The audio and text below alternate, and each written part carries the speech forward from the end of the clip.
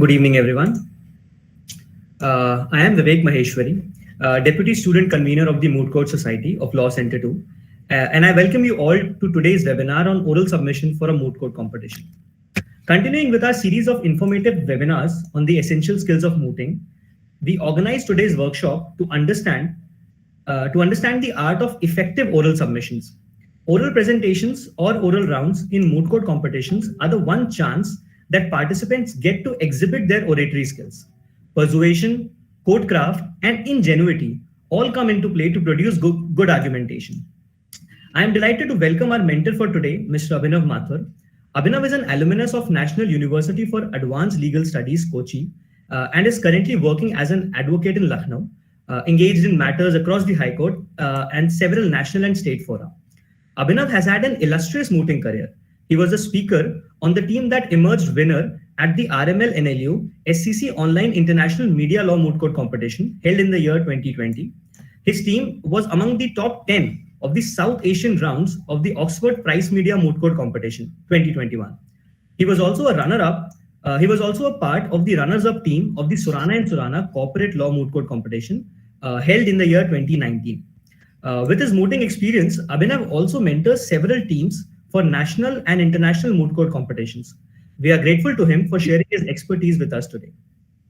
Before we begin, I request all the participants to please keep their audio and video off at all times. Without further ado, I invite Mr. Abhinav to address our participants. Hi Vivek, am I audible and visible? Yes, Abhinav, you are audible and visible. Thank you so much for that kind introduction. And I thank the Moot Court Society of LC2 for having me here, as well as the faculty members and the organizers of this webinar. So without further ado, I'll begin with my presentation. Just a second.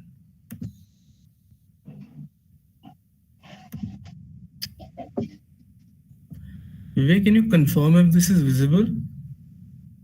Yes, Abhinav, it is visible. As well as the slideshow, right? Yeah, the slideshow. All right, perfect.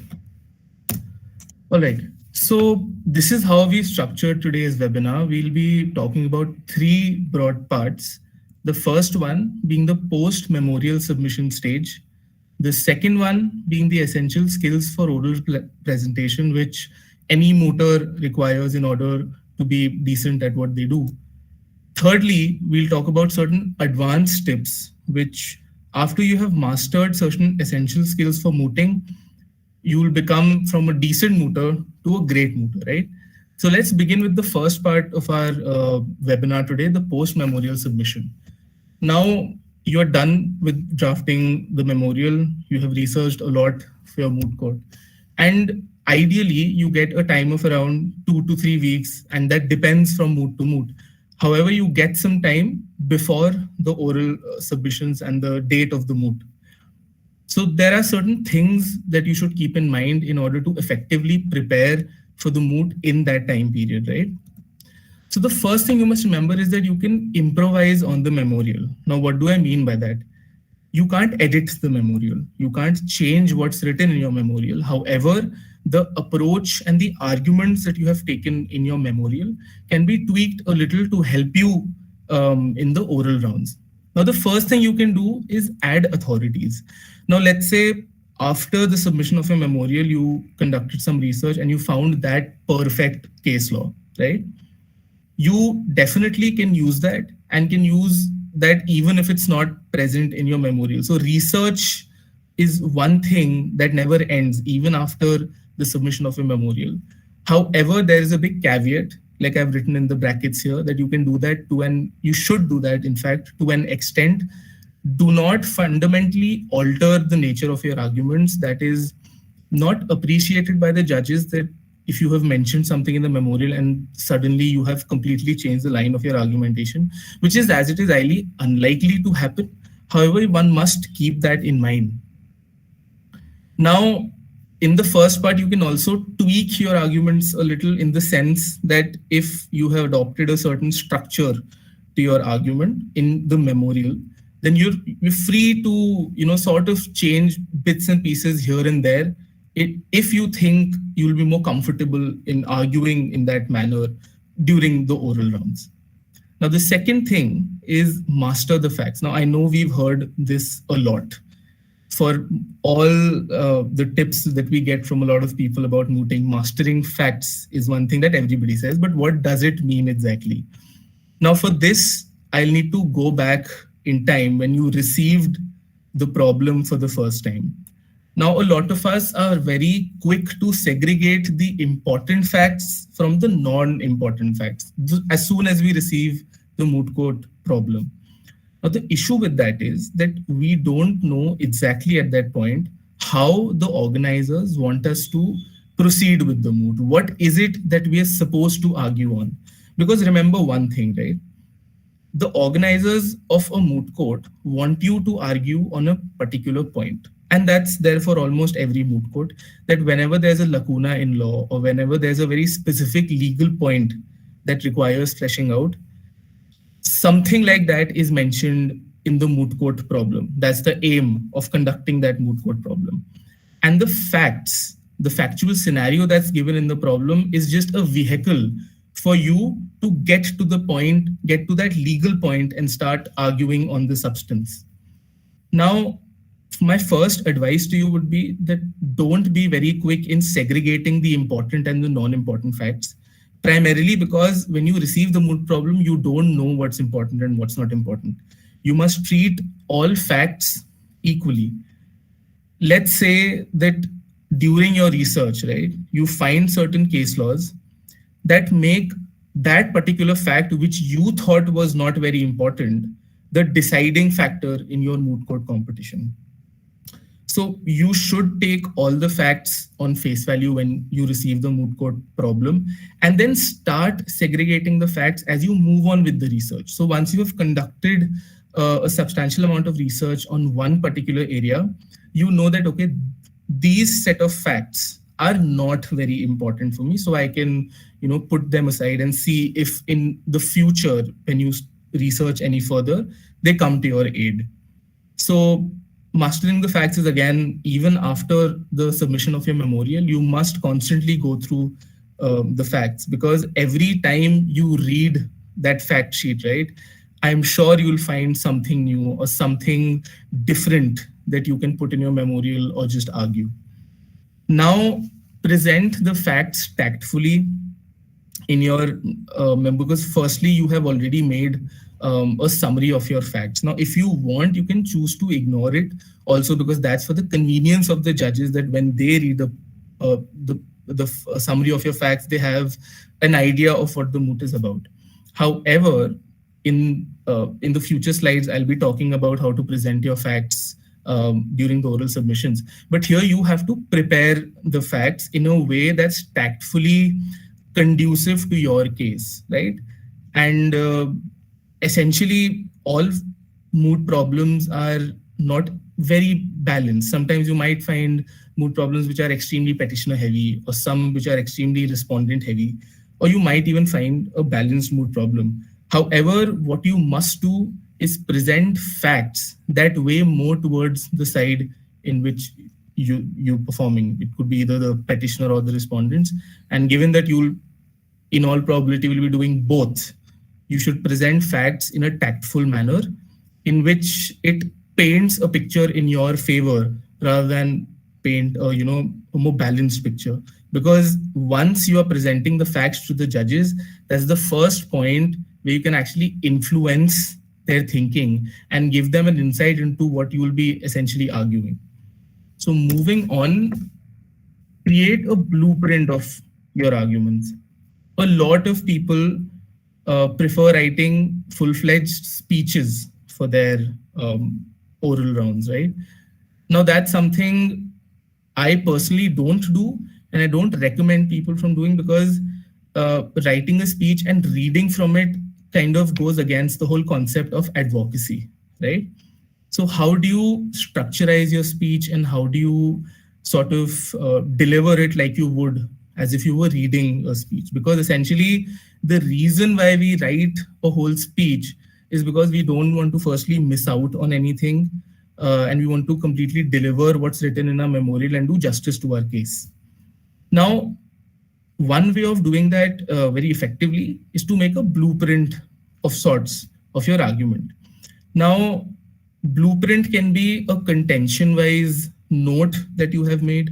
So, for instance, if you're arguing something on Article 14, so when you're arguing Article 14 argument, it's very easy for you to probably on a piece of paper write the issue that you're arguing and the subcontentions of the issue and how exactly you're planning to flesh it out, because every argument has sub issues involved within it. So it can be a good reminding point to you as to what you should be speaking then. And that can also include the major authorities that you're planning to work with, right? So instead of writing a whole speech, try to make a blueprint of your argument, try to make certain bullet points, which if you glance at it once, you know exactly what to say.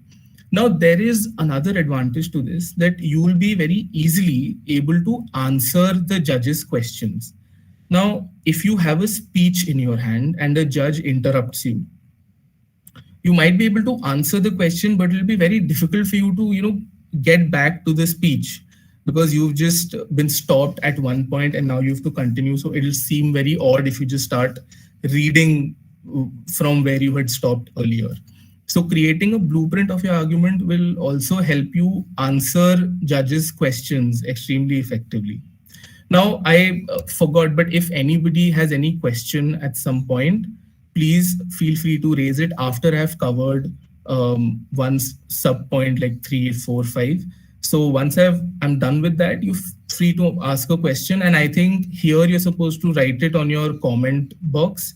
So Vivek, I don't have the Google Meet screen in front of me. If there's a question, please let me know and I'll answer it. Yeah, definitely. Abhinav, just one more thing. Do you want any of us to read out the question for you? Yes, that'll be really helpful because I don't have the Meet screen in front of me. Thank you so much. Okay, surely. Thank you. Yeah.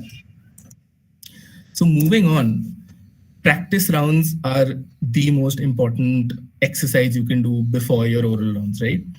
So you can have internal rounds firstly amongst your team because everyone is well versed with the mood problem and all of your teammates will be in a very good position to ask you certain very important questions which you might get during the actual oral rounds of your mood.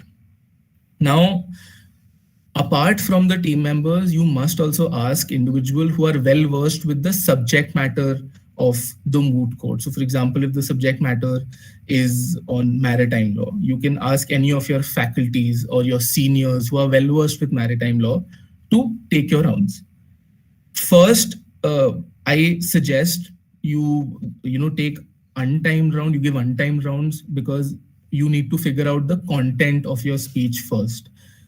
Then subsequently, it's your job to condense that content into a timed speech, which is extremely important. Now, at this stage, what you can also do is prepare a question bank because all of your teammates will be asking you a lot of questions. And it's a great way to figure out the questions that you might receive in the future at the actual rounds. So having practice rounds after the submission of a memorial is extremely important. You should have at least a week or two dedicated just for practice rounds.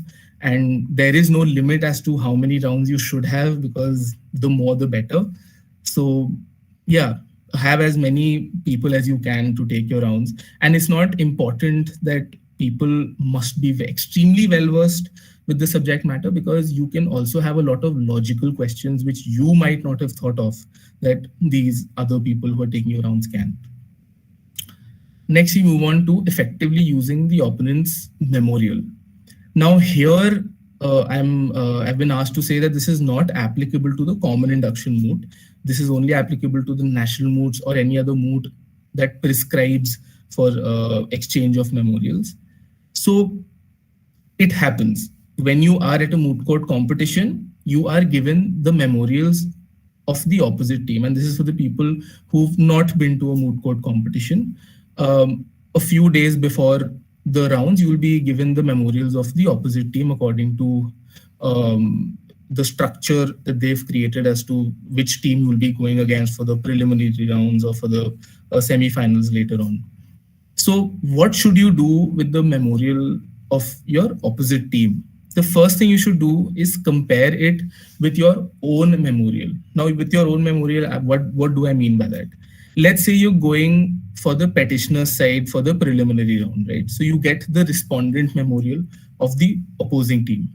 Now you take your respondent memorial because you're extremely well versed with the kind of arguments you have taken from the respondent side, and compare if there are any other arguments that the opposite side has taken. Now you try to firstly answer the questions which you haven't been able to in your own memorial, right? Because at some point they might raise that point at the oral rounds, and it's extremely important for you to engage with those questions and win that argument, right? Another thing you should do is prepare rebuttals on the new argument. Now, I will come to rebuttals and surrebuttals at a later stage. However, you must go through the opponent's memorial thoroughly and see if they have taken any other additional points, research on it, prepare answers, find out case laws. But this is how you're supposed to effectively use the opponent's memorial, right? Now we'll come to essentials for oral rounds. Here you are at the rounds, and what are the skills required for you to be a decent mooter, right? And that's how I've structured this part of the webinar as well. Now, first, you must introduce and identify yourself, right? So you are sitting there waiting for the judges to start the round. Let's say you are the petitioner, and the first speaker goes up. You take permission to go to the dais. And when you're there, you start off with this phrase: "May it please this honorable court." This is the first speaker from team so-and-so, whatever your team is. For reference, I've written T21. You need to identify the side from which you're appearing, even though it's obvious because you're the first speaker, you'll be either the applicant or the petitioner. However, as courtesy to the judges, you do say that. So you'll be saying that you're appearing for the applicant or respondent, along with your co-counsel. In the present case, depends on how many people will be speaking, how many participants will be speaking in that round. So for some international arbitration moots, you might have 3 speakers. So that's how you're supposed to introduce your team. Just a second. All right, so here you must also remember one thing, that never say, and I've seen a lot of participants say this, that this is speaker number 1, right? Don't do that.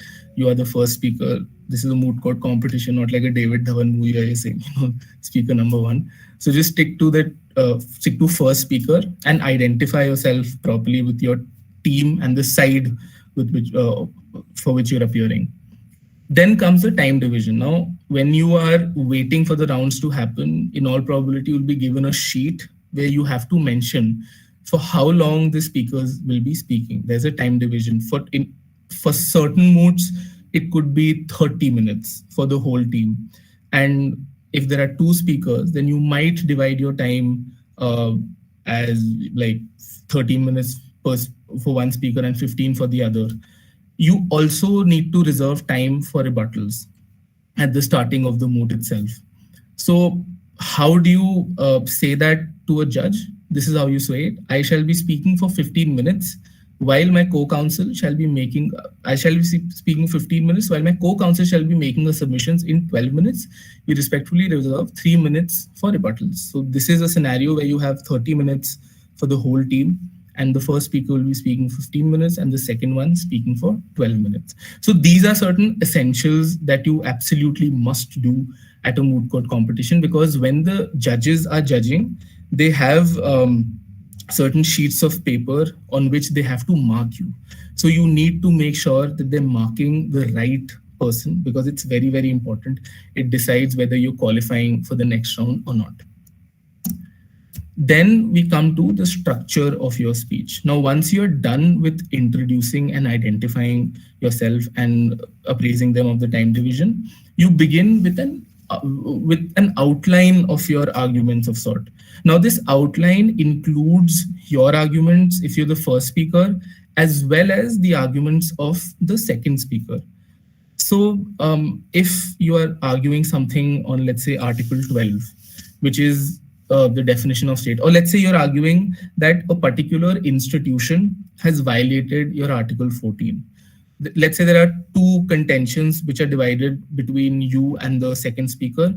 So if you are arguing that this institution falls within the definition of the state, and that's your contention, you will not be dealing with anything else, you're still supposed to give an introduction to the argument that your teammate will be adopting, right? So let's say the teammate is going within the Article 14 scope and arguing that this institution has violated your fundamental rights. So you are arguing that it falls within the state, and your co-counsel is arguing that it has violated your fundamental rights, and then you will have certain sub-contentions. Now, for the arguments of your co-counsel, you don't need to go in depth into what she'll be arguing, but just give a brief of what she'll be dealing with, so the judges have a fair idea as to what to expect when you come up and argue and when your co-counsel goes up to argue. Use signposts before your argument for the convenience of the judges. Now, every time you start with a sub-contention, tell the judges what the sub-contention is. Like I mentioned in the Article 12 and Article 14 argument, when the second speaker goes and starts arguing Article 14, so the moment you begin with the intelligible differentia argument, just tell the judges in like a heading format that this is what you're dealing with. Once you're moving from one argument to another argument, end it properly, and then signpost the second part of your argument. That this argument now is on reasonable classification, let's say. So please appraise the judges of what you're arguing, so they're on the same page as you, and your arguments are not muddled. A presentation which is structured will help you greatly. It will 100% stand out than the presentations which are all jumbled up and don't really have a definite structure to them, right? The next thing is you must use case laws effectively. Now, this is one issue that I have seen with a lot of law students going into moots, is that individuals are over-relying on case laws.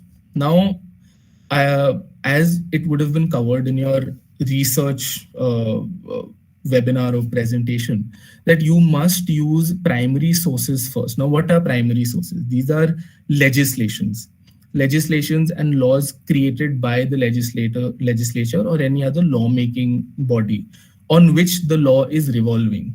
The duty of the courts, essentially, for the purposes of your moot court competition, is to fill in the gaps. If there is some part of a law that is not understood, or it's not clear, or there are issues arising on that part of the law, that is when the courts step in to essentially define it, to appraise us of what its ambit is, and to lay down the law a notch further. So you can never start an argument with a case law. You have to indulge in the law that is laid down, and then buttress your argument with case laws. So don't over-rely on case laws, and use them effectively. Use them after you have told the judges of the law that is in question and how that particular case law applies to the law, right? So that also includes a similar situation in which the case law that you're citing happened and your present case. So that's extremely important, because you also need to tell the judges as to how this particular case law applies to your situation, and not just basically cite it and just get away with it. This will also help you greatly to shut the judges up. And I mean this with the most amount of respect. But ultimately, whenever a judge asks you a question, your sole aim should be that you give them such an answer that they stop asking you questions. And an effective case law, right, in which you can actually flesh out the logic of that particular case law, compare it to your case, and then analyze it and give an argument accordingly. That will help you greatly, and that will just reduce the number of questions that you might possibly get from the judge. So use the case laws effectively. Now stick to the allotted time, and if it's possible for you, if your moot rules allow that, have a phone or a watch in front of you and allot time to each contention.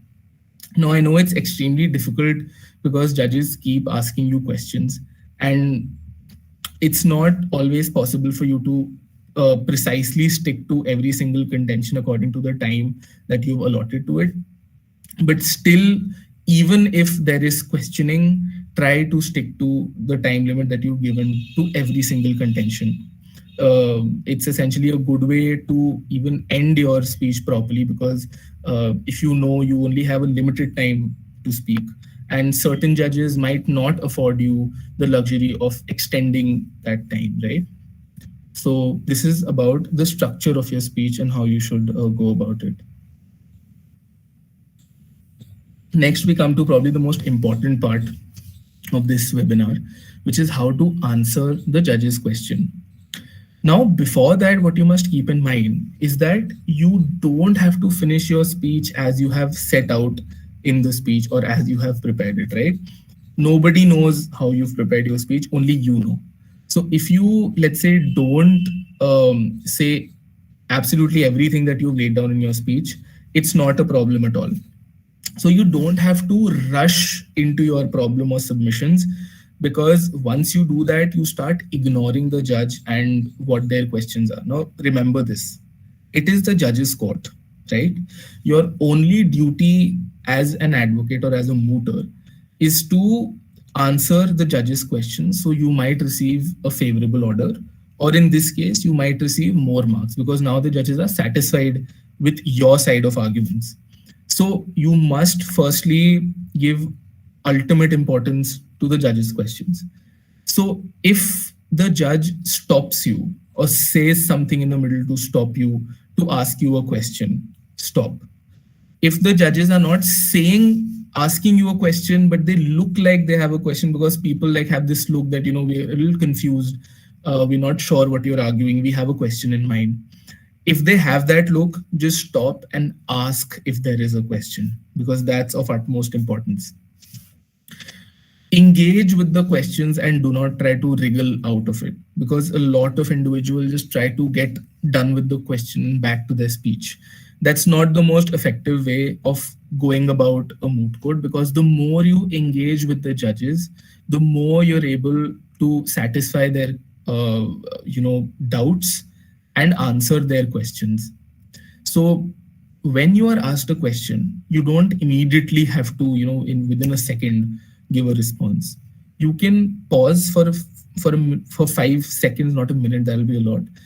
Pause for 5 seconds, breathe, and then answer. Now, how that will help you is that if you stop, you will at least ensure that the judges finish their questions. Because a lot of times what happens is that before the judge has finished their question, you immediately stomp on them and just try to give an answer. Don't do that. It's disrespectful, and it honestly doesn't solve the purpose because you haven't heard the question properly. So just be patient.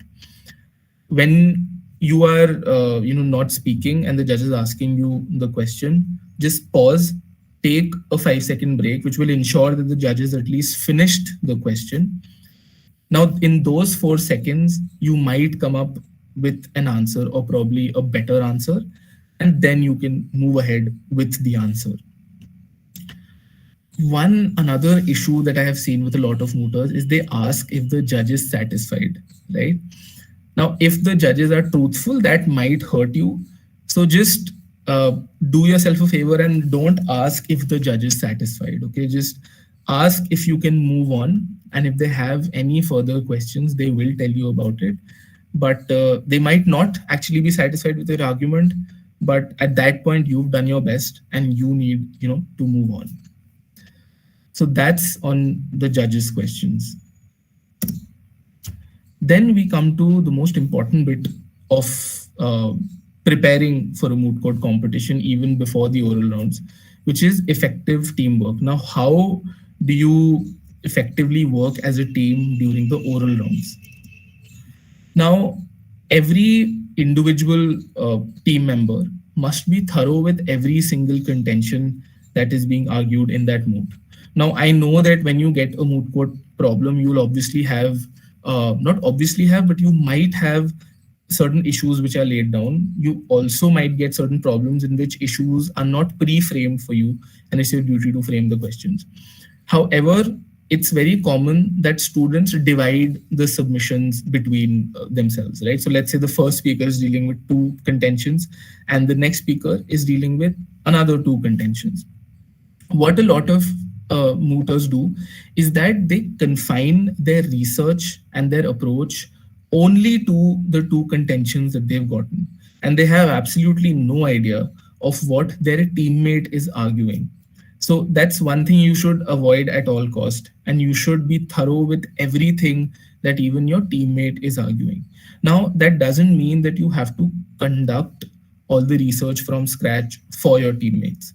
Once you're done with the research, once you're done with the memorial, at this particular stage, it's always advisable that you go through the contentions of your teammates as well in the memorial. And once in the earlier stage, in the part one stage before the starting of your oral rounds, when you're practicing, it also helps you knowing the contention of your teammate, because you'll be in a more effective manner able to ask them questions on that. Furthermore, the judge does not know and honestly does not care who's dealing with what contention. They have certain general questions. Now, if you are speaking and the judge asks you a question that broadly pertains to the contention of your teammate, then the most pet response that everybody gives is that, my lord, my co-counsel will be dealing with that, or my lord, I'm not aware, or I plead ignorance, or whatnot. However, if you do answer that question, and trust me, the judges know whether you are dealing with that or not, it's extremely impressive. Firstly, it demonstrates that you care what the judges are saying, you want to answer their questions, and you're not evasive in your approach, right? So be aware of everything that is argued in the moot, because it will greatly help you in answering questions as well. Secondly, if the first speaker misses out on a point, or they're not able to incorporate it fully, or they have missed a question on that contention, the second speaker can always cover for that. Not in a manner in which you're making it very obvious that your teammate has missed out on a question, but in a very subtle way so that you can win that argument. So here I'll digress from this point and just tell you that moot courts are marked on three parameters, right? Actually, two parameters. The first one is the marks allotted to an individual speaker. Now that will include your personal skills, right? Now it might include your etiquettes, it might include your argumentation, your speaking abilities, all those things. And the second part of judging a moot court and giving you marks is based on the arguments, and that's very mathematical in nature, right? If your argument is more convincing, you get the point. If your opponent's argument is more convincing, they get the point. And there are certain moot points in every moot court problem, right? So when your first speaker has missed out on certain points or hasn't been able to satisfy the judges on a particular contention, then the second speaker can very well go up and get those brownie points for the team by answering the question and winning the argument that the first speaker was, for whatever reason, unable to do, right? So this is how you can actually quickly get brownie points as well. Now we come to the researchers. Now researchers at all times must be extremely vigilant on whatever is happening during the rounds. And certain moot courts allow passing chits. However, there's a caveat to this. Some moots don't, and they're very strict about it. I know of teams that were disqualified for passing chits. So please research on whether your moot allows that or not, okay? And if chit passing is allowed by the researcher, then the researcher must, not research on the spot, but then if there is something that the speaker is missing, or if the speaker needs some help from the researcher, then the researcher must write whatever it is that the speaker wants and just pass the chit to the speaker, so they just rekindle with the argument that they have forgotten, or something that they should have said but they did not, or even a judge's question. If they've not answered it appropriately, then the researcher can always pass it. But again, it depends on the rules of the moot court competition. However, you must also make sure that you are not disturbing the proceedings. Don't just constantly get up and constantly run around the whole courtroom passing chits. Don't do that. Just be a little respectful and sensitive towards the courtroom proceedings as well. Now, when a teammate is arguing, it is the job of the other two teammates, or the remaining teammate, if there are two people in a team, to write down the points for rebuttal for their arguments, for the first speaker's arguments. And this is also very important. This is also a reason why you should be aware of the submissions made by the first speaker if you're the second speaker, and vice versa. So you should be aware of everything that's going on and every single argument that you're making in the memorial. And rebuttals, again, are extremely important. I'll come to that in a bit. But you must prepare the points which the other team is also giving out for rebuttal. So, for example, if you are from the respondent side, right? The respondents go first for rebuttals. So, obviously, as petitioner, they will be noting down your points. But if you are the petitioner and the respondents are speaking, please make sure to listen to their speech very carefully and note down the points on which you have specific counter arguments. I think I will deal with this rebuttals and surrebuttals in a bit, because then I'll just keep going on with the rebuttals. So now we'll formally come to rebuttals and surrebuttals. Now, one thing that you must always keep in mind is that don't repeat your arguments. A lot of times what happens is that team members go up for rebuttals and start repeating what they have already argued. That's not the purpose of rebuttals. In the rebuttals, you have to actually engage with the arguments of the other team. Now, if you found certain other arguments in their memorials, which you got early on, then you can definitely note that down. But if they have chosen to raise another argument which wasn't present in the memorial, this is a great platform to address that and probably win that argument, because the judges will be looking at the arguments that the opposite team made and whether your team was able to effectively answer that and counter that or not. You always obviously have to be respectful at all points. It might get a little heated. The judge might not agree with you. The judge might be a little difficult, but please be respectful during rebuttals and surrebuttals, and try not to, judge their submissions in the sense that say that, the submission is stupid, or it's any derogatory term. Just engage with the substantive argument that your opponents have made.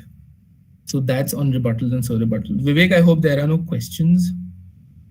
Abhinav, there are a few questions. So I'd like to request Vasundhara to Let's please address take up this session. Yeah. Sorry? Vasundhara will be taking up the question and answer. All right. So we'll be doing that after we're done with the presentation. How it is fine for you? We don't have any problem. If you All want right, to do so it right now, we can do it right now. Okay, so let me just get done with this part, which is the second part, and then we can take questions for both the first and the second part. And No I issues. think that because it's better if the questions are answered immediately rather than at the end, because it'll be better for even the other participants of this webinar to contextualize, what the answer is. Okay, So, no issues. yeah. So then we move on to the manner and etiquette of arguing. You must maintain eye contact with the judges, make them feel that you're directly addressing them for any argument or an answer. And even if you're referring to some material like the blueprint that you made, if you're referring to that, just glance at it for a second or two, and then again move on and start looking at the judges. It gives them the impression, that you are arguing in a conversational manner and not in a mechanical manner wherein you just have certain things that you've learned and you're just spurting them out. Now speak clearly and not in a rushed manner. Now I know it's a very high tension situation, We are extremely nervous. We don't know what the outcome will be, and all these thoughts, sort of make us speak very fast, and we don't realize that. So you must consciously speak slowly, clearly, and be legible. um, Now, that's also appreciated a lot by judges, because some judges um, may not be able to keep up with what you're saying because you're saying it so fast, and that might also, contribute in you losing an argument, because the judge simply couldn't understand what you're trying to say. And you are also in a composed manner, you are also in a better position to structure your arguments and not just muddle everything up, right? So just take a long breath and argue uh, in a very, clear manner. Don't be rushed in your arguments. Now, it's always advisable to refer to your memorials, or if you're submitting a case compilation, then it's always advisable that you do that to keep the judges sort of engaged in the argument that you're trying to make. And if you have any particular point that you'd like to rebut during your speech, which you are welcome to do, then you can also refer to the opponent's memorial. When you refer to certain things, either your memorial or case compilation or the opponent's memorial, the judges also get the impression that you are thoroughly prepared for the moot, and you've not taken like researching on it very lightly. So, if you have an airtight case, try to refer to your memorial or the paragraphs where you've mentioned probably a quotation from a case or your argument itself. If it's better, written, then you can definitely refer to that. Or if there's a case compilation. Now, always maintain decorum and never speak over a judge. Now, that mostly happens during questioning, that you tend to speak over a judge, or just sometimes try to completely ignore the questions and just keep moving on with your arguments. So try not to do that. Like I mentioned earlier, don't be disrespectful even during your arguments. Yeah, keep things civil. I guess that's pretty much it. So I think we're at the end of the second part. So if there are any questions, Vivek, I'd love to take them.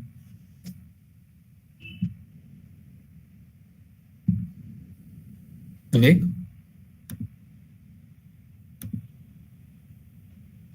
am I audible?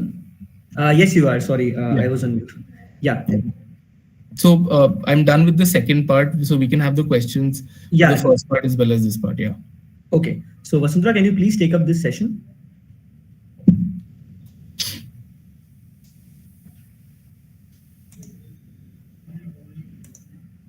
Vasundhara, are you here? I think she is not here. Okay, I'll take up the questions. Okay. So, Utkarsh, yeah. So the first question is from Ritinder Pal Singh Alawa. So he's asking, what are rebuttals? What are rebuttals? All right. Okay. Okay. I'll just answer that question. Okay.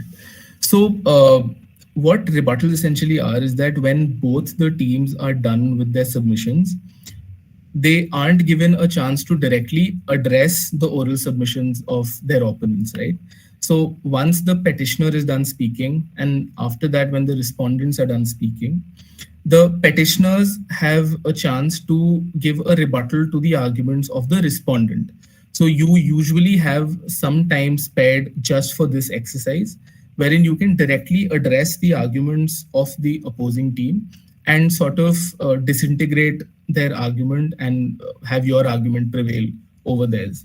Now, once you have given a rebuttal, once the petitioner or the applicant has given a rebuttal to the respondent's speech, then it's the turn of the respondent to give another rebuttal to the petitioner's rebuttal, which is called a sur rebuttal. So the answer that the petitioners gave to the speech of the respondent also gets a chance to again answer uh, to the rebuttal of the petitioner. I know it's a little confusing, but once you're at the moot court, it'll be very, very clear. And yeah, if there are further questions on rebuttals and sur rebuttals, then I'll be happy to answer. And I want to ask this individual, is that clear, or should I attempt again at explaining what it is?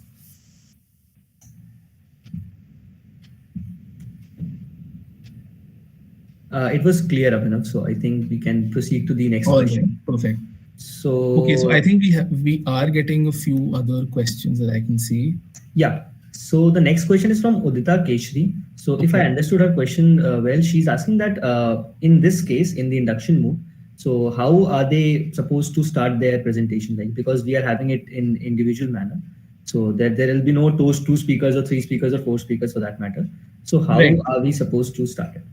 I think, Udita, you can eliminate that part of the speech completely uh, from your from your statement at the very beginning. So you might say, "May it please this honorable court, this is Udita Keshri." If you're allowed to say your name, then do that. Or if you're given a number, then just refer to the number, the participant code. And you don't have to mention that you have a co-counsel present here with you.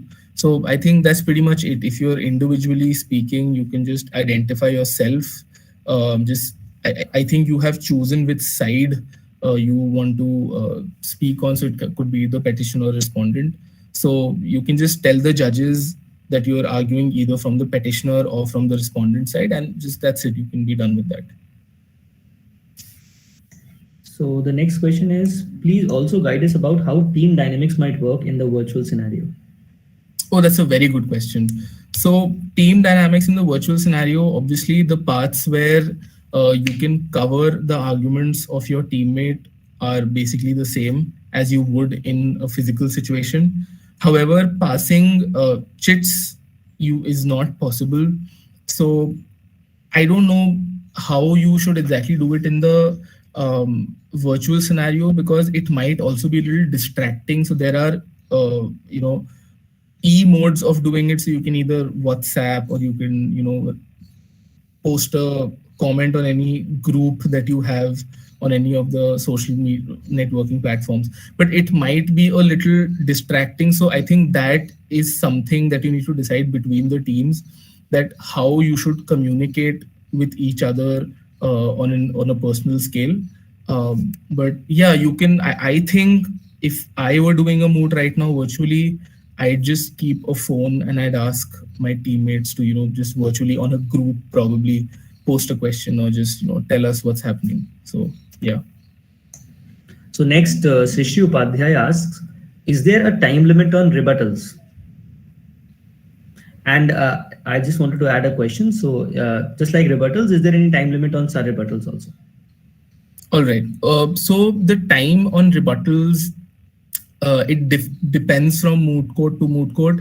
All the moots that I have done, we have been asked for how much time we want to reserve for rebuttals.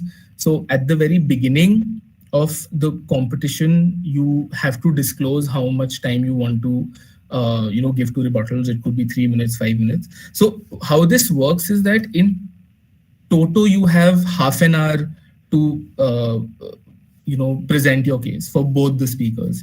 Now, in that half an hour, you also have to incorporate the rebuttals as well as the rebuttals. So, if let's say the team division, the speaker division in your team is 15 minutes and let's say 12 minutes, so you can reserve 3 minutes for rebuttals, thereby covering the whole span of 30 minutes that you get, right? So I think that's pretty much it. That's how you have to go about rebuttals there. I am not sure if there are moods where a rebuttal time is set, but then again, just check the rules of your competition. So Aska asks, as we don't know the arguments of the opposition party in the induction moot, then how we rebuttal them? So I just wanted to answer this question. So in our case, Aska, we don't have rebuttals in the induction moot. All right. So yeah, so that's Yeah. answered. Is there The anything next, else? yeah, I have one more question, I think, Oh, yes, from go for it. Karan Thobani. Uh, can you please share the PPT which is being presented so that we can refer to it later and would be also helpful for those who couldn't attend this session? Absolutely. I will share the PPT. And in addition to this, I think you can go back to YouTube and watch this, webinar. So yeah. Yes, definitely. So this webinar is being live streamed on YouTube as well. So the next question is from Rupali Gujral. Is it compulsory for the speakers to take up the issues in the order as given? For instance, can the first speaker take up issue 1 and 4 and the second speaker deals with the remaining issues? All right. So see, you technically can, but then the way your issues are framed is also a little logical. So if issue 1 and 4 have any sort of resemblance, or they are, you know, the logical next step for issue 1. So if issue 4 logically comes after issue 1, then sure, you can do that. And I don't think judges have a problem with that unless it's extremely disruptive. So if 1 and 4 are completely different issues that you're dealing with, then that's a problem.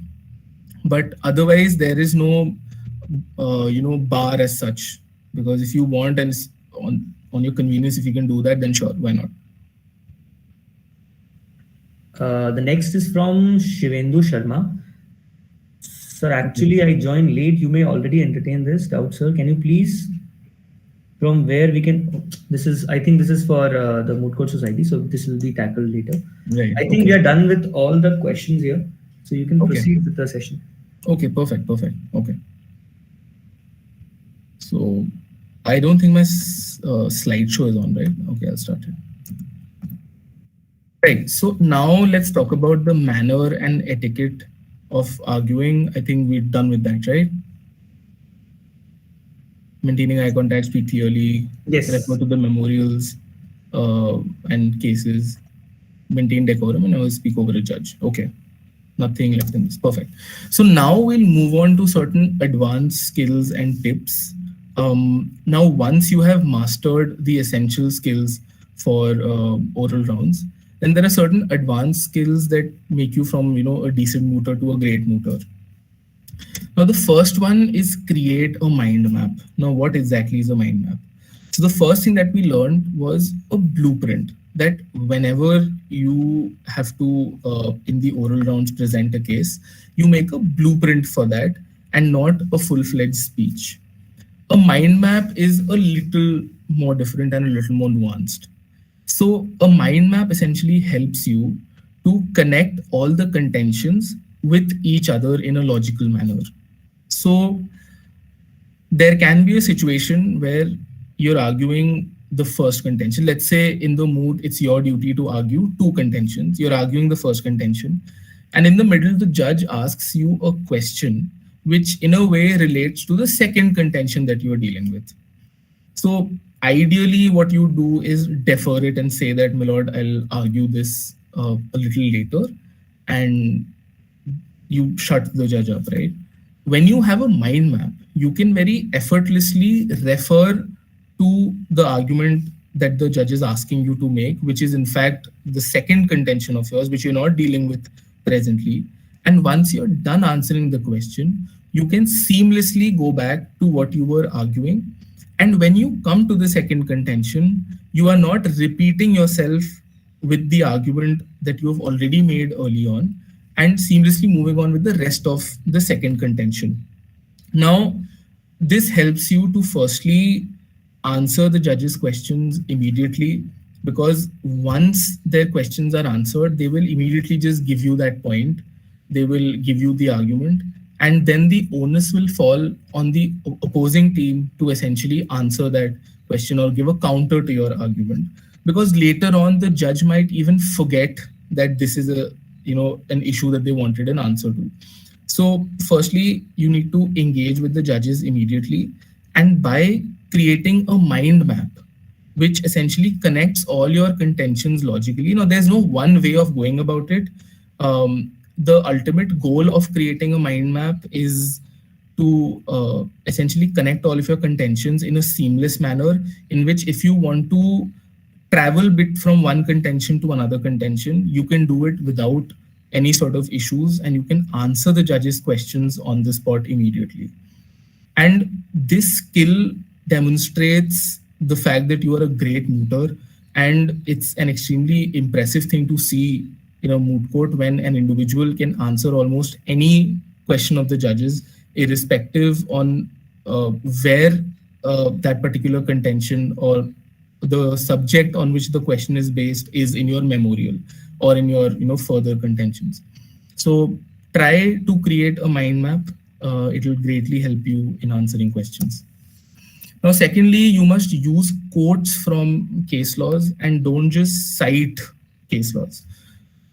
A lot of times individuals just basically tell the case, the cause title of the case and the citation, and don't really engage in the case law. So engaging in a case law is different. There you are breaking down the ratio of the case law that you're discussing, and you are attempting to relate it to your present case and why this applies to your case. Using quotes hits the spot. If you have that perfect paragraph that encapsulates what you're trying to argue, it's always advisable to just cite that line or paragraph, but make sure that it's not extremely long, so it's taking a lot of minutes from your oral submission. But place them tactfully and try to use these quotes from case laws, because in all probability, given that it's written by a judge, either a high court judge or Supreme Court judge, it's extremely well written and encapsulates your idea. So at a perfect time or at a tactfully conducive time, it's actually great to cite case laws. Now, also one caveat is that don't have your whole argument about citing case laws. Just cite it to essentially buttress the argument that you've already made. Now, the third one is, again, don't worry if you're unable to finish your speech in time, because obviously people don't know how you have set out your speech. And if you're unable to finish your speech, you will not probably lose out on marks if you spent that time answering the judge's questions. So there is no need to cut short that question and move on to your speech just because you want to finish it. It's not very important to just finish whatever you have written in your memorial, or essentially cover all the contentions. Because see, understand one thing, that a judge might be interested only a few questions that they want answers to. They might just give you that one argument that they know is very obvious, or they are already convinced about. Let's say there are two contentions. The first one the judge is extremely convinced about. They're very interested in how you argue the second contention. So if that's the impression that you're getting, do not spend a lot of time engaging in the contention, in the first contention, right? Move on to the second one, engage with the judge, answer their questions, or vice versa. Where this tip will actually help you is when they are more interested in contention number one and you are unable to go to your second contention. Now, that is where this tip will actually help you, because if you satisfy the judge on the first argument, then the judge will give you the case. They don't absolutely want to hear about the second contention.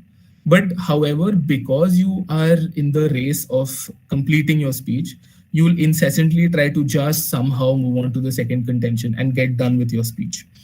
In that scenario, the judge will not get the requisite time that they wanted to address the first contention, and you will obviously lose out on points. So if that is the situation that you're judging, that the judge is particularly interested in this one contention and you've gotten a lot of good questions for that contention, don't try to rush into other submissions. Just try to address that first, and once you're done addressing those answers, then obviously move on to the next contention. Now, this is extremely important. You need to engage with the greater policy debate in question. Now, at the beginning, we were talking about how in an argument you must cite various case laws and you must understand what the framers of the moot problem want you to do. And this is where you have to engage in a greater legislative debate about the law that you're arguing. Now, let me break that down for you. There are various policies in a country, right? And those policies are reflected by the legislations of the country. Now, those can be anything, right? Those can be probably decriminalizing 377 with respect to the privacy jurisprudence. And mostly everything reflects a particular policy in moot courts across the nation. And they want you to argue something very, very specific. Now, if the moot is on privacy, then it is always better that you engage in the greater debate of privacy as is prevalent in your country. Now, obviously, that does not mean that you go way beyond the ambit of the moot court and start arguing something completely different. Don't do that.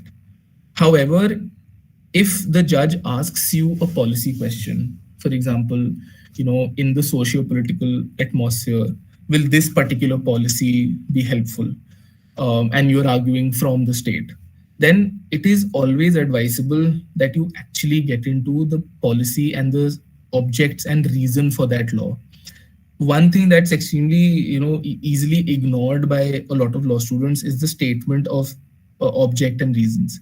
That's extremely important because that encapsulates the intention of the legislation, and it also helps you to properly sort of understand the law which is laid down and interpret it. If in the Consumer Protection Act, the statement of object and reason says that this particular act is to be extremely helpful to the consumers, right?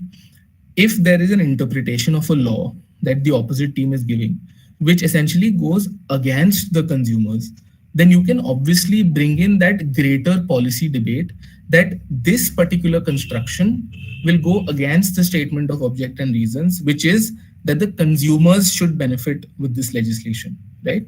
So never forget that you are not arguing in a vacuum. There is a socio-political atmosphere in which you're arguing, and you must always engage with that and identify it. And that particular skill is extremely impressive to a lot of judges if you just engage with the greater policy debate at hand. Moving on, make a 2-minute speech for each contention and side. Now, it happens in almost every single moot court that you run out of time for either a contention or a sub-contention or your whole speech. So you need to have a 2-minute speech for every single sub-contention as well. Let's say you have 2 contentions to argue, and both the contentions have 2 sub-contentions. Now you are on the second contention of your first argument, and you get stuck to it. The judge asks you a lot of questions, and now in the next 5 minutes or in the next 3 minutes, you have to cover the whole second contention. Now, in such a situation, you must have a 2-minute speech ready for every contention. It helps you greatly. All right.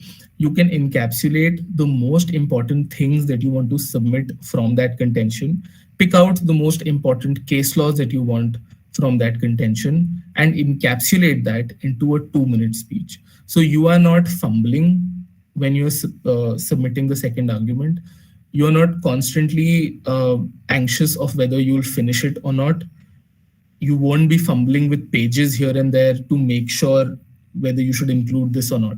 So you would have already done everything while preparing that 2-minute speech. So it's been very helpful to me. So I think it will be very helpful to you as well. Now, the 6th one is that don't ignore procedural issues. Now, even though your moot court is a constitutional law problem or a family law problem or a criminal law problem, always research on the procedural issues involved, even if they're not mentioned in a particular moot court problem. So which forum, where exactly are you arguing? Under what provisions of the CPC do you have the power to come here and argue? Now, I'm just giving you an example. It might be something very, very different in your moot court competition. But then don't ignore the procedural issues, because understand one thing. The people in all probability judging your moot court in the preliminary rounds or the semifinals or whatever will be people who are in the profession already. And trust me, you start respecting procedural laws a lot more when you actually get into the profession, either in corporate law or if you're a litigating lawyer. So such individuals place great reliance on procedural law. So even though you don't have to go a lot deeper into the procedural issues, you need to have some sort of understanding of how exactly the procedure of this particular hearing is working, and just have a few basic answers in place. So I think this is probably it for the oral rounds, and now I'd like to give certain concluding remarks, after which we'll be open for questioning, right? Vivek, we can actually take a few questions right now before I give the concluding remarks on the third part, if there are any. Okay, so there are a few questions. I'd like to request Vasundhara to please take up this session if you are here. Good evening, everyone. Am I audible? Yes, Vasundhara, you are. Oh, perfect.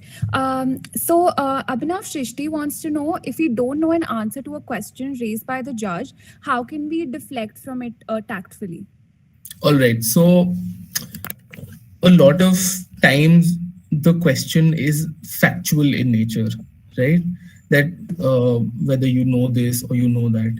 So I'll address with both the kind of questions that you can receive from a judge, right? One is an argumentative question based probably on the logic or the law.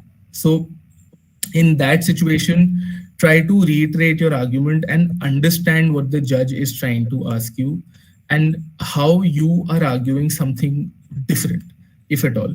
Now, in such a question, I don't see why you would just remain quiet and not have an answer to it, because essentially that will be very closely related to the argument that you're making. However, if it's a factual question, that are you aware of this case law? Are you aware of that case law? Then there is a phrase that a lot of people use is plead ignorance. Now, I personally am not a very big fan of that phrase. So don't say, I plead ignorance. Just say that, my lord, I'm not aware of that particular case law that your lordship is referring to, or something of that sort.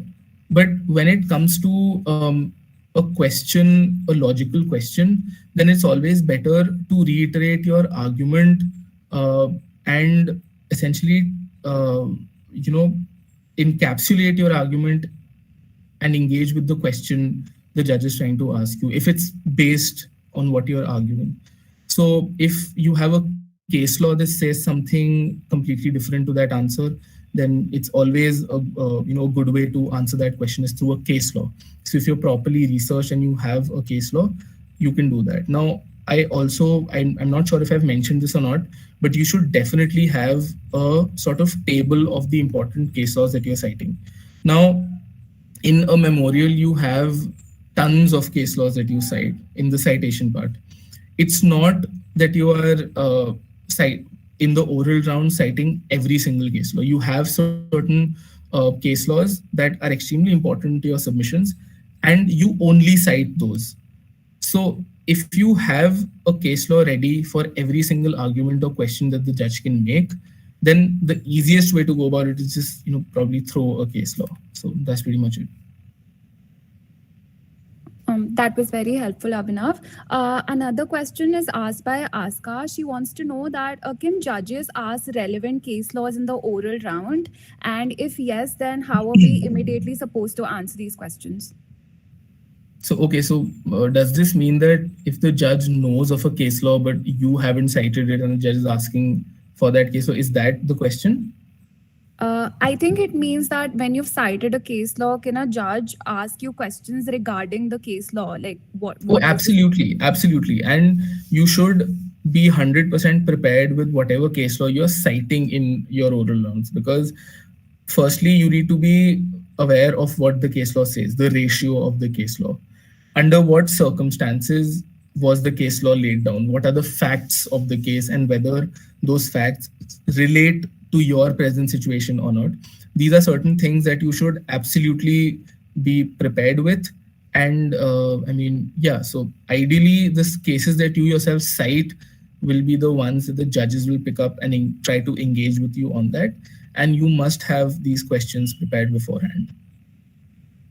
All right.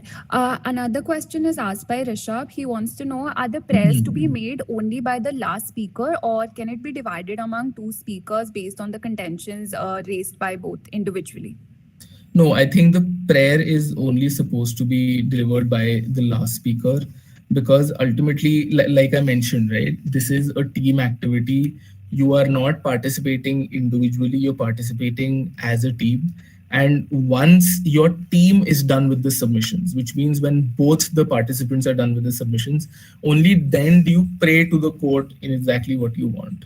right? So if it's an appeal to the Supreme Court, then your prey would be that the High Court order may be set aside.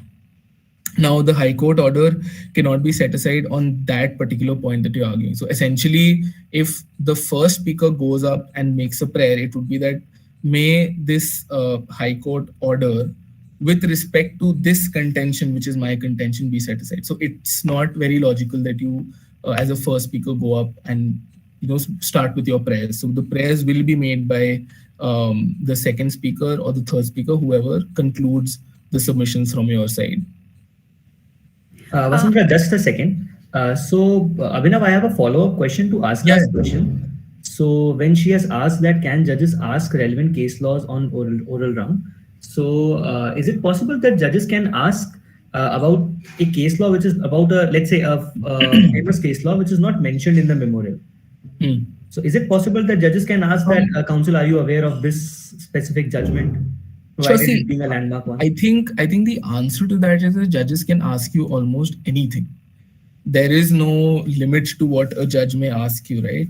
It's highly unlikely, I must say, if the judge is asking you completely irrelevant questions, because if they are asking you of a case law, then it in all probability would be, in some way related to your moot court problem. So I don't know. So if you don't know the case law that the judge is asking you, you can obviously say that you're not aware of it. But yeah, so there is no limit to what the judges can and cannot ask you. And if you're well prepared, then you ought to know the case laws that revolve around that issue. Okay, thanks. Yeah.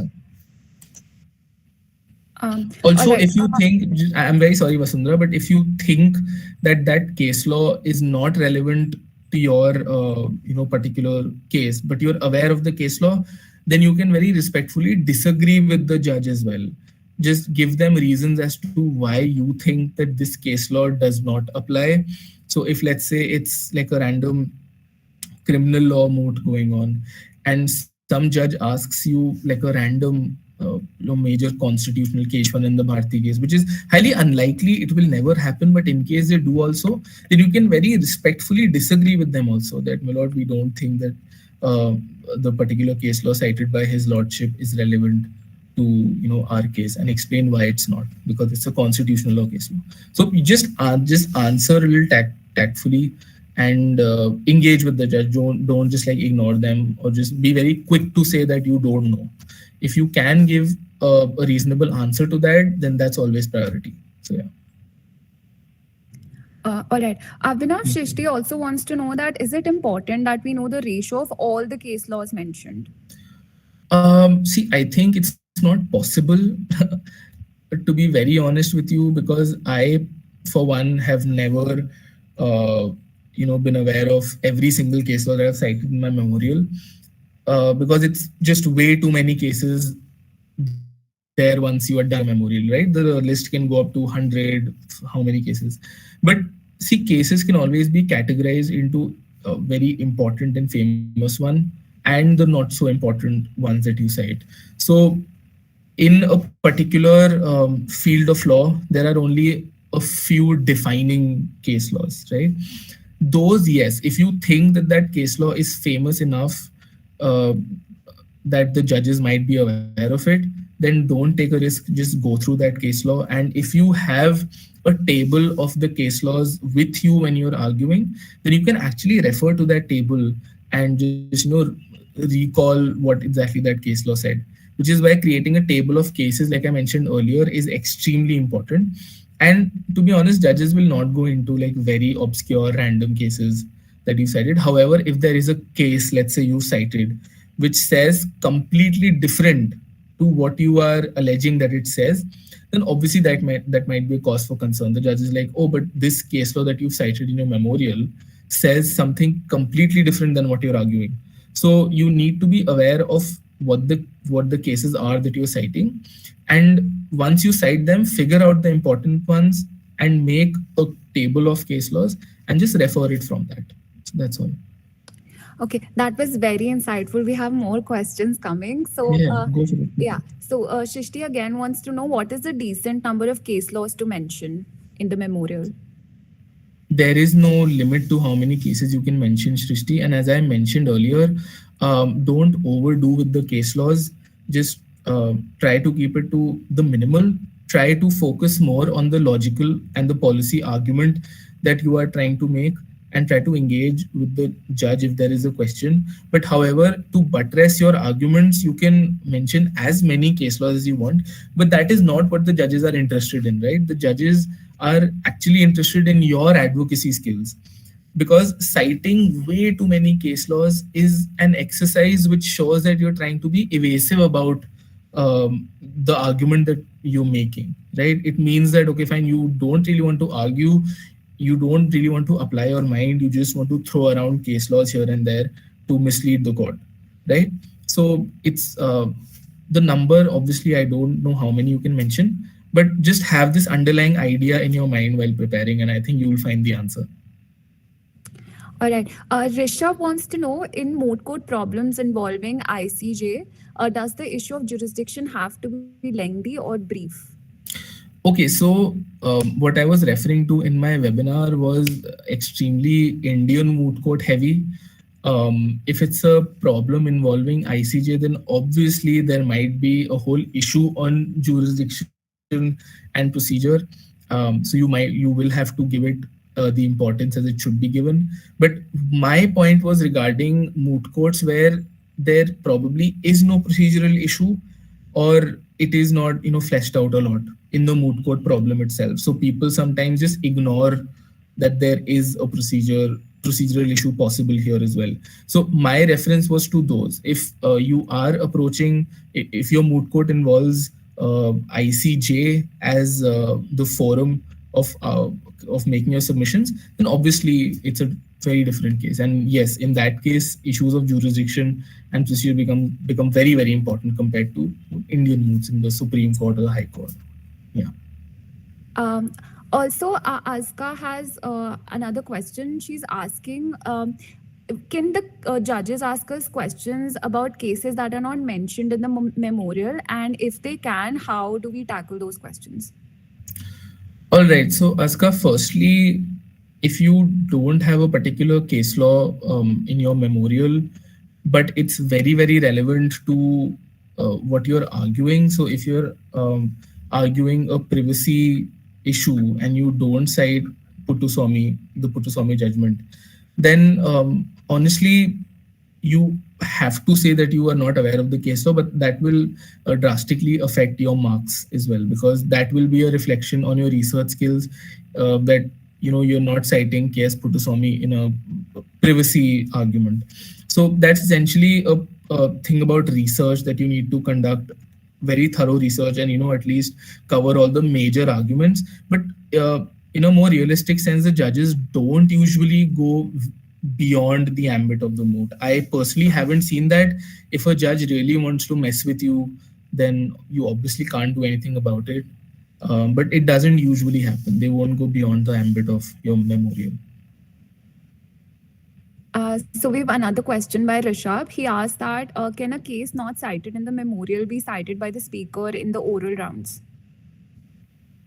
Yeah, so when I was making the point of conducting further research, that's exactly what I meant.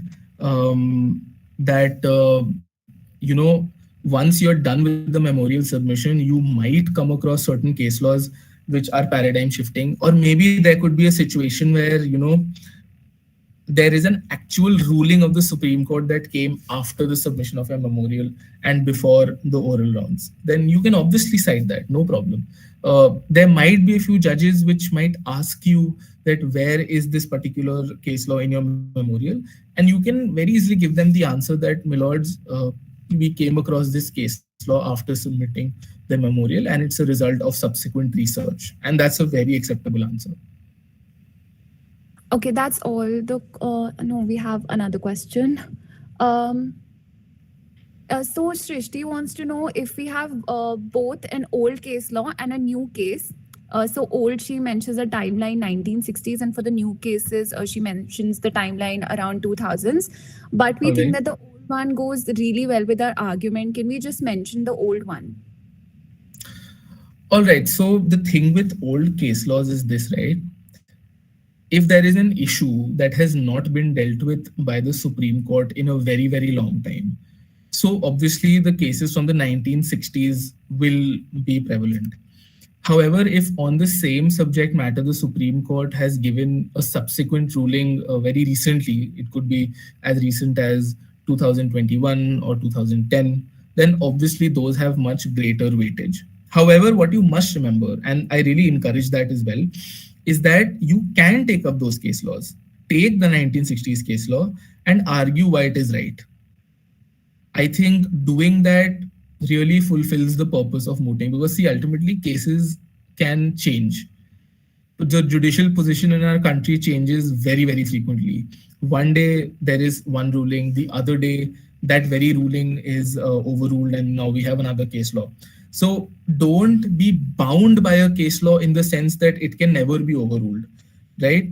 So absolutely, if you have a 1960s judgment that is bang on what you're trying to argue, then it's actually very impressive if you try to make a case and say why this case law fits your situation better than probably a much later case law in, let's say, the 2010s or 20s or whatnot. So yeah, you can totally do that.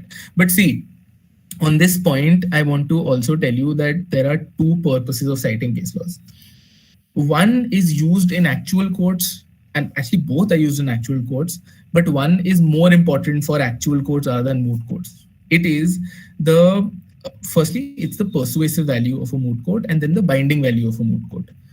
Now, in a moot court, if you go and hope that the binding value of a judgment will help you win the case, that won't happen. You can't go to a moot court and say that, my lord, this particular case rules that, case closed, I win. Doesn't happen that way. So try to engage with the argument, because in actual cases that we do in the high courts and various other courts, authoritative case laws help us a lot. When we show them an authoritative case law that's binding on them with great binding value, then obviously it helps our client. But in an actual court, we are not trying to engage into a debate or get into the policy matter, because we just want to get done with the case and win the case.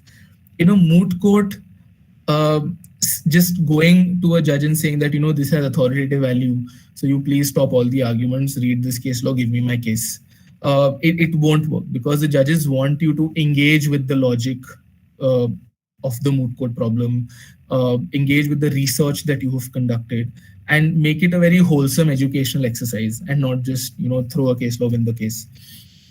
So yeah, so that's essentially it. And just try to, even if it's the perfect case law, it exactly says what you want to argue, engage with it, understand what the case law is, read that case law, see how lawyers have argued that particular case, and yeah, go from there. Abhinav, another student's asking how to cite Yeah. foreign case laws in the memorial. How to cite foreign case laws? Okay, fine. So there are two things. So are you just asking how you should format the citation, or because you can cite foreign case laws just like you cite Indian case laws? There is no difference. But obviously, if you're talking about the citation, then the citation style sort of differs from moot to moot. So you should, go through the rules of citation. But if you are just asking about foreign cases in an Indian moot court, then it's always of some persuasive value, because the question will obviously be that these are two very different jurisdictions, two very different socio-political atmospheres, and how does this apply here and not in India? So that will be an onus on you to prove how what is ruled in another jurisdiction applies here. So if you just look at the privacy judgment, right, there are so many international case laws which have been cited by Justice Chandrachud and various other judges as well. So again, it's a debating exercise. You can obviously have a persuasive argument with foreign case laws. I think it's greatly appreciated as well if you move from one jurisdiction to another. But again, like I said, that winning a moot or doing really well at a moot is cannot be written down as a matter of laws, that if you do this, then you'll win a moot court. Different people have very different approaches. There are people who never cite an international case law, they win. There are people who cite a lot of international case laws, they also win.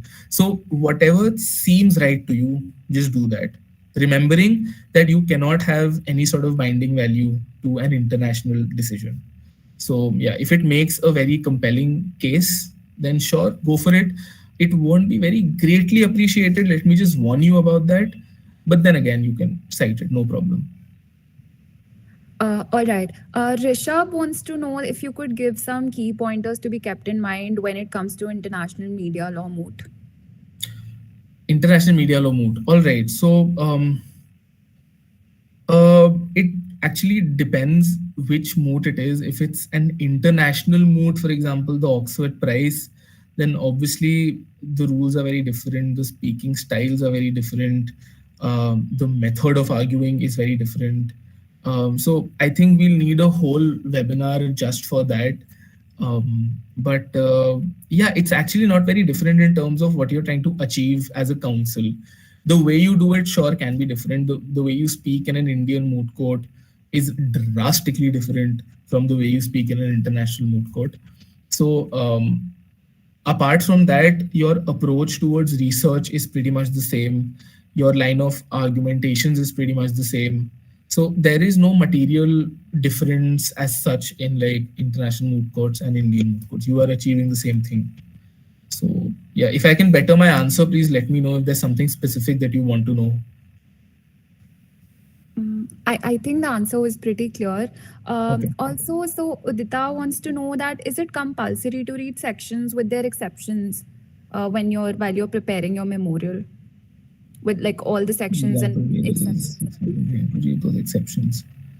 As we use various acts, and also it will be difficult to cover all sections deeply. Views and cases.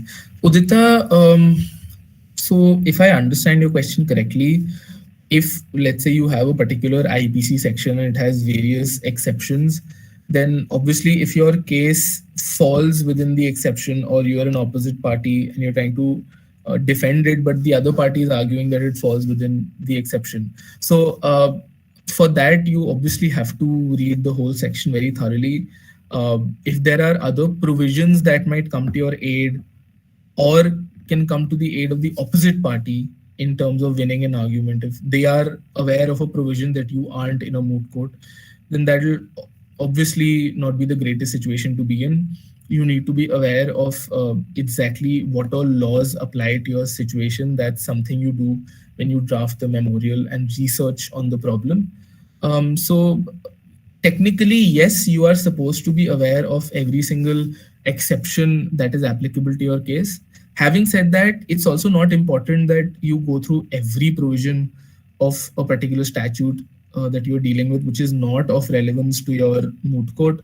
So if your arguments are on 302, which is murder, then you technically don't have to go into probably section 354B or all those random sections. So just stick to what's relevant to your moot, and make sure you know what's relevant to your moot. That's an onus completely on you. So you need to identify that first.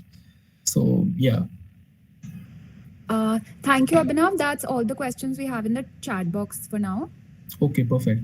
So there are certain concluding remarks that I wish to give you all. Let me just start presenting the screen once again. Yeah, perfect. Is it visible? Yes, it is. All right, perfect. So there are certain myths about mooting. Firstly, it's only for aspiring litigators. Now, it's firstly not true. It's not only for litigators. Mooting doesn't only involve speaking skills.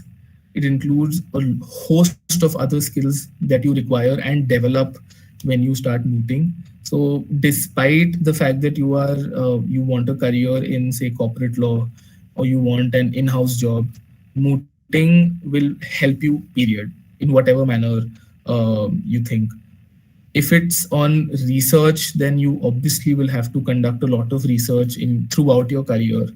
And how to do that in a practical scenario is something that moods teach you, and they actually give you a chance to contextualize the abstract things that you've been studying in classes or researching on, because it actually gives you a situation where you can place your research and get an outcome.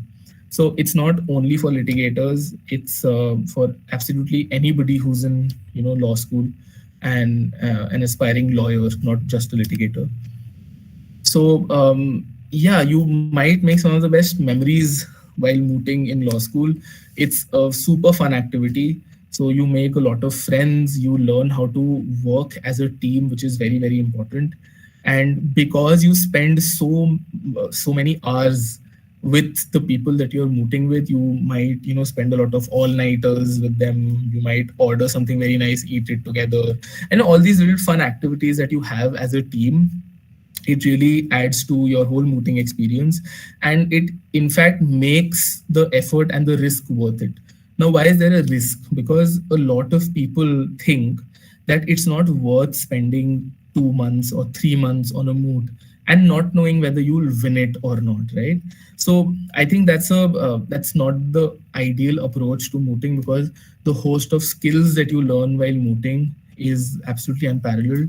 And another thing I wanted to tell specifically the third years who are probably about to graduate in a bit, that you might be thinking that I have not done a single moot in my whole 3 years, and is there any point of mooting now? So there is absolutely a point in mooting now. So if you find an opportunity, please go for it. Don't let these random thoughts that it's too late for mooting and all influence you.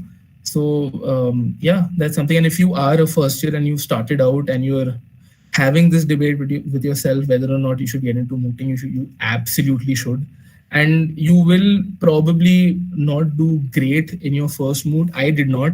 I did my first moot in my, I think, second year or something, and I didn't win anything. I think it was an SLS Hyderabad moot, if I'm not wrong. So yeah, it's an experience. You learn a lot, even from moots in which you don't win. And later on, you do ultimately emerge a very, victorious mooter. You have great chances of winning at a moot. So that's probably it from my end. If there are any questions, I'd love to answer them. Abhinav, we have got a few questions while we started the registration. Yeah, please. Yeah. So, Vasundhara, do we have questions? We have a few. Okay. Jitendra asked, how can we cope up with the time constraint for oral submissions while tackling the questions that are asked by the judges? Okay, so I think, Jitendra, here that 2-minute speech aspect is extremely important. You need to encapsulate all your arguments in a 2-minute speech. Further, what you can try is ask for a time extension. You can very well do that. And almost 99% the judges will give you that extra time. But then again, that extra time will not be enough. It's never enough, right? You can go on for 45 minutes, 50 minutes. But yeah, you can totally ask for more time and you will get that. But even then, if you are short of time, then you're free to use the 2-minute speech and just convince the judges. And secondly, again, remember, it's not 100% important that you finish your speech as you set it out. If there are certain aspects which the judge is extremely interested in, right? There might be 4 issues and the judge is very, very keenly interested in issue number 2. That's very possible, because as with the judge's knowledge, they know that the mooters will be able to answer 1, 2, and 4. But question 3 is something that I'm very, very interested in. I want to see how you argue it. So they will constantly badger on question number 3. They'll ask you various questions on 3. And after answering those, you might feel that, oh, I'm missing out on time and I need to finish the speech, very quickly. So sure, you can make an attempt to do so, but always have it in the back of your mind that the most important bit of your moot court is finished. You are done with satisfying the judge on what they wanted answers on, and that's pretty much it. And then you can finish either by asking for more time or finishing it with a 2-minute speech. So yeah. That was very helpful. Another question is asked by Prince. He wants to know, how can we summarize facts during our oral submissions effectively? Okay, so Prince, that's a great question, and like I told you earlier as well, that once you're done with the memorial submission, you are in a very good space to figure out which facts are important and which facts aren't important. Right now, I sadly don't have an example here for you, but however, try to time it within a minute. Just try to appraise the court of exactly what the substantive issues are and what are the parts of the facts that will help you argue the law essentially. So for example, if it's an article 12 argument about the state and whether this particular institution has violated your fundamental right, then the important facts would be that this is an institution which has a public function. Now, in the facts, it could be written as a hospital with, let's say, 5 million patients in a year. So that becomes extremely important because this tells you that this particular hospital operates on a very large scale. It carries out a public function. So if you miss out on the fact that this hospital hosts almost 5 million people in a year, then it will sort of take away from your argument in establishing whether this hospital conducts a public function or not. So this is just like one example to understand whether a particular fact is important for you for your case, right? There are certain facts which might be extremely important to the other side to prove their case. So you mentioned that in a passing manner. Don't go a lot into those facts. So when you're drafting the facts and if you're planning to say exactly what you've mentioned in the memorial, then during the drafting and editing stage, only make sure that you are drafting the facts in a manner that's conducive to your case, right? So that's pretty much it. If you have the same facts for the petitioner and respondent, then you don't have to be bound by what's written in your memorial. You can create, facts otherwise as well after your memo submission, and yeah, you can say those instead of the ones mentioned in your memorial. All right. Also, Abhinav, Megha wants to know how can we tackle questions that we don't know the answer to. Megha, I think I just addressed that question. So if you don't know the answer to a question, if it's a factual question that you are unable to answer, then obviously you have to say that you're not aware of it. But if it's a logical, argumentative question, then you must try to answer it to the best of your abilities. Now, obviously, questions can be of various different categories. It depends on what the judge is asking you. But if it's an argumentative question where the judge is not buying your argument, then you very politely try to reiterate what you're arguing, probably with the aid of certain case laws as well. And even if a case law is not exactly on what you're trying to argue, you can try to make some sense from cases that say similar things to what you're trying to argue. So with the aid of case laws and persuasion, if you may, you can try to answer those questions and just try to summarize your argument again for the judge. So, yeah. Okay, Abhinav, we have just one last question, which is, so Dania wants to know the do's and don'ts of the oral round. Oh, that's a very loaded question because I just, told you a lot of things. So I don't know do's and don'ts because I think I've covered a lot of the do's here, what you should do. In don'ts, I don't know. Do you have something specific in mind with respect to either is it answering questions or is it meant, dealing with time, or is there something specific that you want to ask? The question that we received was limited to this. However, if Dania is present, probably she can write what she wants in the chat box. Okay. I don't think we are getting anything. That's fine. Yeah, okay. Thank you, Abhinav. That was very insightful. And I'll pass it to Vivek now. Thank you, Abhinav, for answering all these questions in the best possible manner. So before I begin my vote of thanks, I'd like to inform our participants that there'll be a feedback form in the chat, and I request everyone to please fill that. I'd like to begin thanking Abhinav for lending us this informative experience.